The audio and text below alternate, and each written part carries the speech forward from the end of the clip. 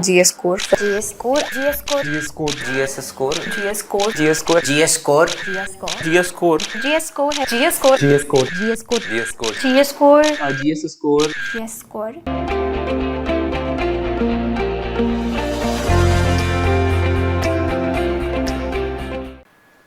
Hello everyone, my name is Aditi Dubey and I have secured All India rank 180 in UPSC CSE 2024 and this was my second attempt and history was my optional. In my first attempt, I could not clear prelims, so this was my first mains and in this attempt only I could score 280 marks. So I would like to share my strategy here and how I managed to score this much with my preparation as a beginner and how I started it.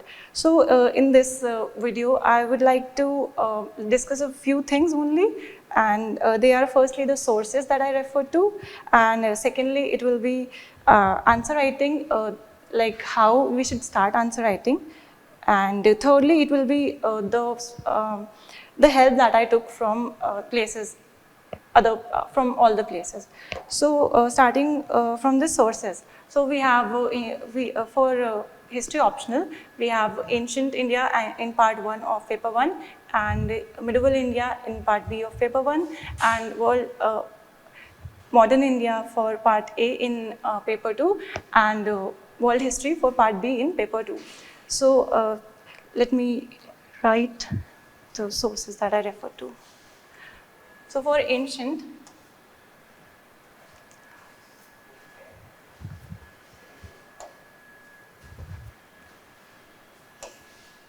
okay. So for ancient, my basic source was R.S. Sharma. This is the book that I referred to in my graduation years. So it was the foundational book.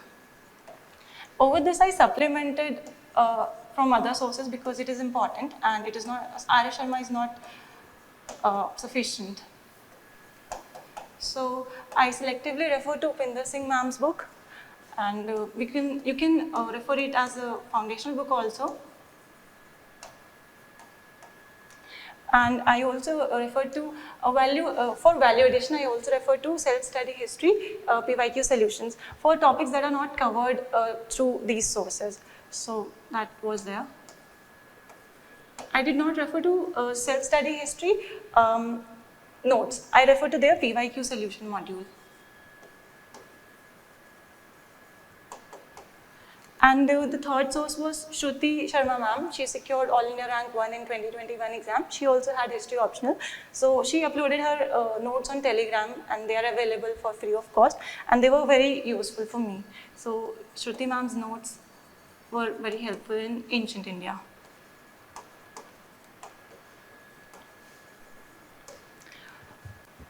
And I also refer to few other places like the questions which are asked in we get to know some information from there.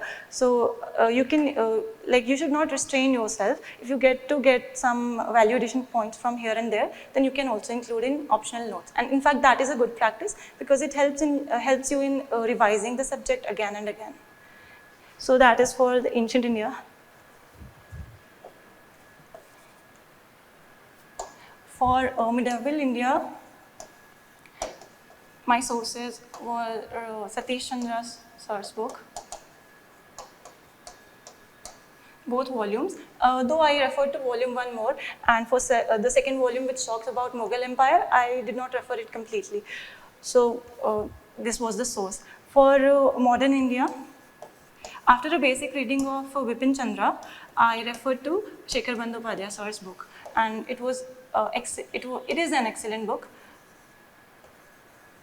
So I read it many times because it is also not easy to understand his book and he jumps from one topic to other. So we need to read the book many times. But ultimately the book provides a very good understanding of the subject and helps us develop interest in the subject also. So that was that for modern India. And for world history, I did not refer to any standard book, so I referred to PYQ solutions. And then I also used ChatGPT And let me tell you that the content provided by ChatGPT is not very good. Refer to it as a last resort only, but I did that and it also worked out. So this is about the sources. Now, a second thing I wanted to discuss in this video was the help that I took. So, when we write answers for history optional, we are often confused that whether we are writing right answers or not, whether we are going in the right direction. So, one advice that is offered by toppers is that you should refer to topper copies and see whether your answers and their answers match or not. So, I also followed the same advice and it worked for me. Apart from matching my answers for sake of evaluation. So first thing I did was matching my answers from toppers copies, and second was peer evaluation. I did not enroll in any test series of coaching, and the simple reason for that was the lack of time that I had.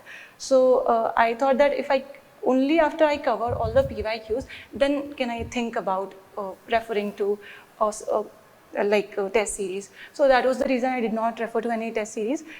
So I relied on peer evaluation. So I had a group of six people who used to write answers regularly, and it helped me stay disciplined and accountable, and it also helped me know the mistakes that I was making in answer writing.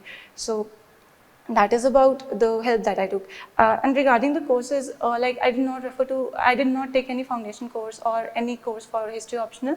I did not take any test series, and I took the PYQ solution module of self-study history, and I also wrote Vision Abhyas that they conducted optional simulation also this year in 2024. So I took that.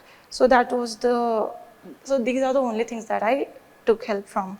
And the last thing that I would like to discuss in this video would be the answer writing and how to start writing answers. So it is advised, and it is advised by toppers, and I will also say the same thing, that you should start practicing writing answers from PYQs. Get the PYQs and try to write answers from the content that you have read. And yeah, one more thing, that you should start answer writing only after you have read the content. That is the basic thing that you must be knowing, but still I'm mentioning that here. So after you have done a basic reading of the subject, then you can start writing answers. Initially your answers can be really good, and it is also possible that they are not really good. Mine were not really good, and so it doesn't matter. You just have to start seeing them so that you get to know what is being asked, and you get in the practice. Ultimate refinement happens between pre and mains. So that is the main time where you have to focus on answer writing, and you have to focus on daily answer writing and completing all the PYQs. So it becomes very important between pre and mains. Before that, you can casually write 2 or 3 answers in 2 or 3 days. So that can be done. One last thing also I wanted to add, that was about note making and the process how to start as a beginner.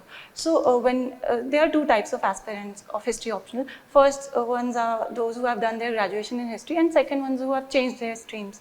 So for those who have done their graduation in history, I think they don't require coaching most of the times, because when you have an understanding of the subject and the chronology of subject, then it becomes very important to develop a critical thinking skill of yourself. So if you refer to a coaching, then it gets hindered to an extent. So it's better to sit at home and read the textbooks if you have done history in your graduation only. So for such students only, I would like to suggest things, the process through which you can start. So firstly, you have to take the standard textbooks. Like my sources are these. You can pick up, I started with ancient history. You can pick that up, and you can pick up R. Sharma, or rather it is better to refer to Pinder Singh ma'am's book. So pick that book up and see the syllabus of the subject, and see and match those, like the syllabus pointers and headings of the book. The ones that match are of utmost importance. So you read those topics and try to make notes out of it. In this process of note making, you will see that it takes a lot of time. So you will have to give a lot of time, because that is how understanding develops. And secondly, your notes will not be very short. So it is natural, and it should happen that your notes are not very crispy in the first iteration. So make a little elaborate notes, and you can further make them shorter between pre and mains. So don't worry if it is taking a lot of time, have some patience. So the process goes like taking up the standard textbooks, making notes out of them. Then third, you have to, now after this is done, you can start writing PYQs. Then some questions will come, and you will find that those questions are not covered in those textbooks. Now you will have to cover those aspects, those things from Google. You just type the keywords, and you will get to either see model answers, or it is better if you can get some scholarly articles on those topics. If you get those scholarly articles, make notes out of it and get done with it. If you're not getting that from Google, then you can refer to self-study history PYQ material. After you are done with this answer writing practice, I think you have to make sure that you make it as comprehensive as possible. Like, it is not easy to do this whole process for all the topics that are mentioned in syllabus. Syllabus is very vast. So do it as much as you can, and then you will be done. And for making notes from standard textbooks, there are some tips. You can, as I told you earlier, that first thing you can do is that you can match the syllabus topics and the topics that are given in the book. But there are some topics which are not given in syllabus, but they are given in the book. If you have time, then you should read those topics also, because PYQs don't get repeated all the time. So it is possible that question gets asked from those topics. So if time allows, then do those topics also which are not given in which are given in the book, but which are not given in syllabus. But that do that only after you have done the basic thing. So that is an additional thing you can do. And for the topics that are matching, for those topics, you just have to follow the technique that is used for making short notes out of it.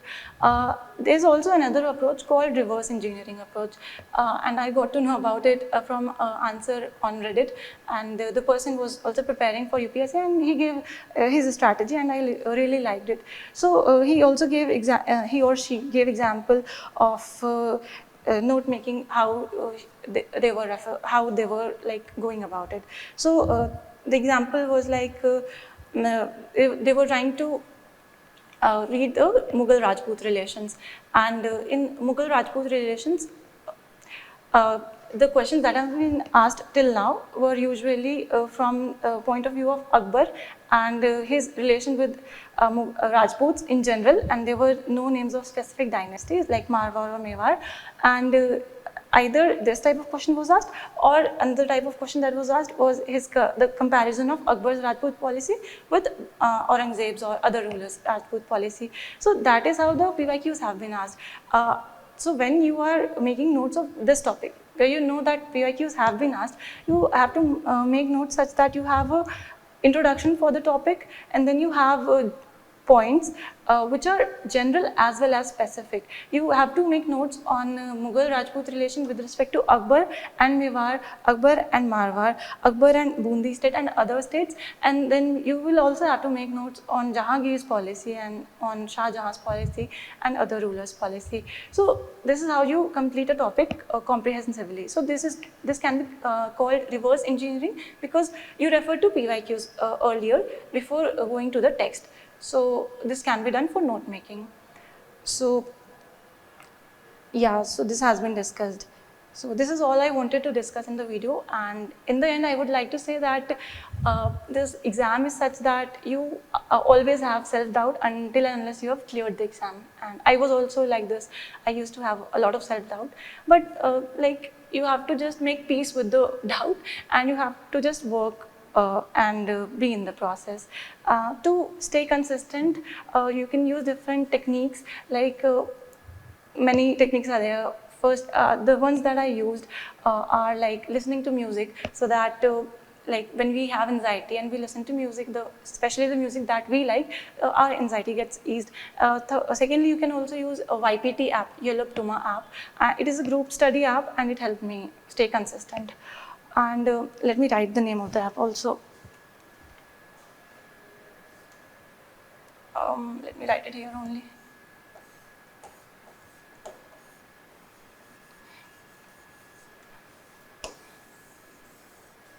It is available for free of cost on Google Play Store, and I used this to stay consistent. And ultimately, when we put efforts, then they pay back. So that is all I wanted to say in this video. And thank you so much, and all the best.